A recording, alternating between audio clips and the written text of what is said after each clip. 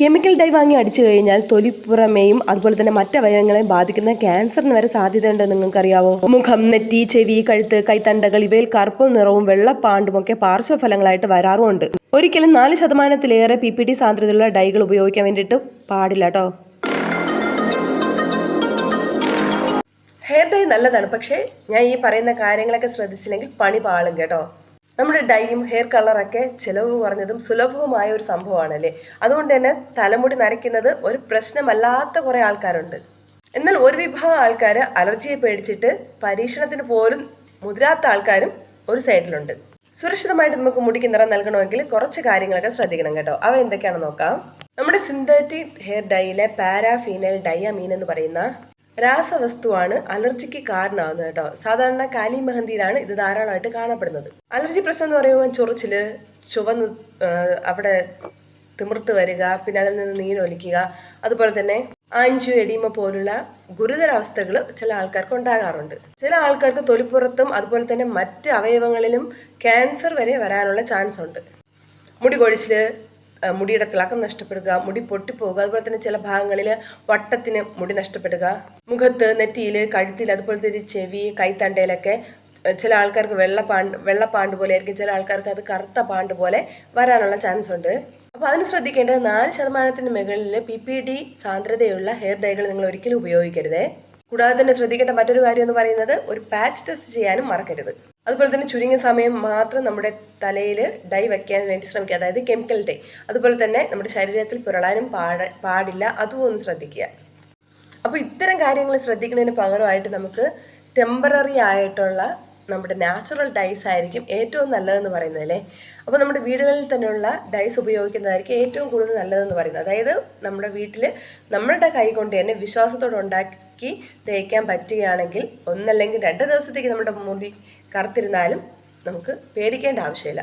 അങ്ങനെ ഒരു ഡൈയുടെ റെസിപ്പിയാണ് പറയാൻ വേണ്ടിയിട്ട് പോകുന്നത്. അതിന് വേണ്ടിയിട്ട് നമുക്ക് ആദ്യം വേണ്ടത് ഒരു 2 പിടി കടുകാണേ, അതുപോലെ തന്നെ ഒരു 2 പിടി കറിവേപ്പില. അപ്പോൾ ഇതെന്ന് പറയുന്നത് നമുക്ക് ഉണ്ടാക്കി വെച്ച് കഴിഞ്ഞാൽ നമ്മുടെ ആവശ്യാനുസരണം നമുക്ക് ഉപയോഗിക്കാൻ വേണ്ടിയിട്ട് പറ്റും. അതുകൊണ്ടാണ് 2 പിടി വീതം എടുക്കുന്നത്. അതുപോലെ തന്നെ വേണ്ട നമുക്ക് 2 പിടി ഉലുവ. അപ്പോൾ ഈ 3 ഐറ്റം ഉണ്ടെങ്കിൽ നമുക്ക് സിമ്പിളായിട്ട് നമ്മുടെ മുടിയെ നമുക്ക് ടെമ്പററി ആയിട്ട് കറുപ്പിക്കാൻ വേണ്ടിയിട്ട് പറ്റും. അതുപോലെ തന്നെ നേരത്തെ പറഞ്ഞ പ്രശ്നങ്ങളൊന്നും തന്നെ ഇല്ല, നമുക്ക് സിമ്പിളായിട്ട് ഉണ്ടാക്കിയെടുക്കാനും പറ്റും. അപ്പോൾ നമുക്ക് ഇത് എങ്ങനെ ഉണ്ടാക്കുന്നതെന്ന് നോക്കാം.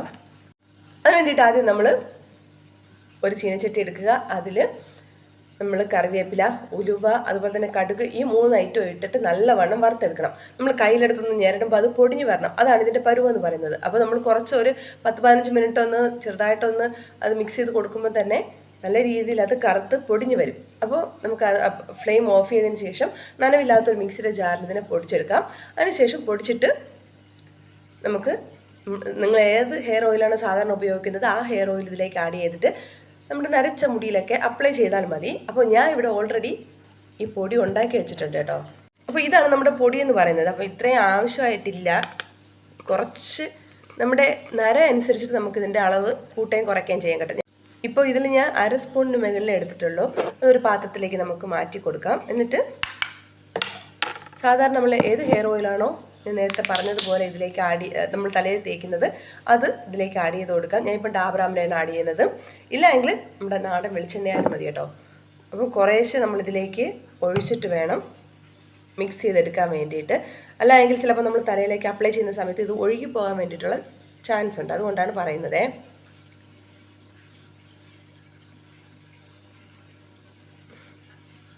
അപ്പോൾ ഇതാ മിക്സ് ചെയ്തെടുത്തിട്ടുണ്ടേ. ഇനി നമുക്ക് തലയിലേക്ക് കുളിക്കുന്നതിനൊരു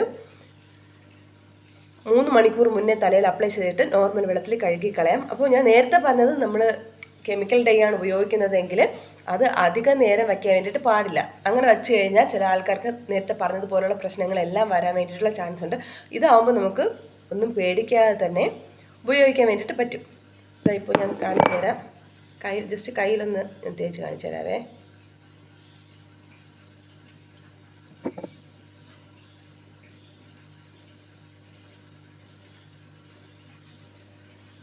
കണ്ടോ, ഞാൻ അപ്ലൈ ചെയ്തിട്ട് ഒരു 3 മണിക്കൂർ കഴിയുമ്പോൾ നമുക്ക് നോർമൽ വെള്ളത്തിൽ കഴുകി കളയാം. അപ്പോൾ ഈ ഒരു ഹെയർ ഡൈ നിങ്ങളൊന്ന് ട്രൈ ചെയ്ത് നോക്കണം കേട്ടോ. അപ്പോൾ നമുക്ക് പുതിയൊരു വീഡിയോ ആയിട്ട് കാണാം. Bye bye.